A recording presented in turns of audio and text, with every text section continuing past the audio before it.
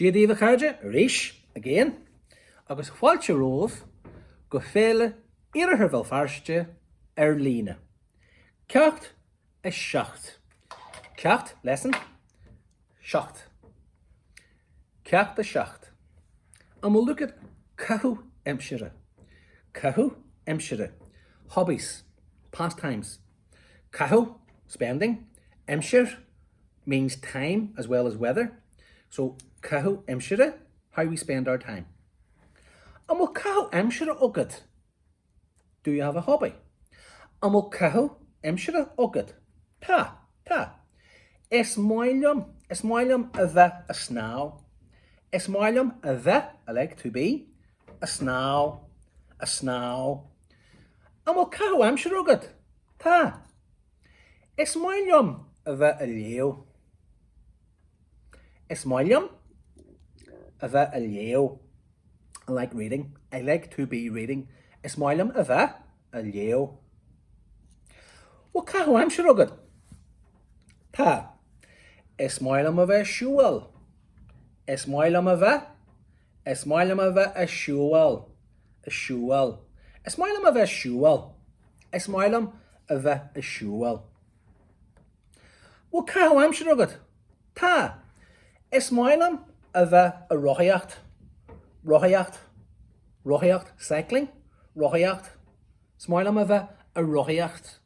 Esmoilum a the a roicheacht. Well, cahu emshire agat. Ta. Esmoilum a the a rith. Esmoilum a the a rith. Esmoilum a the a rith.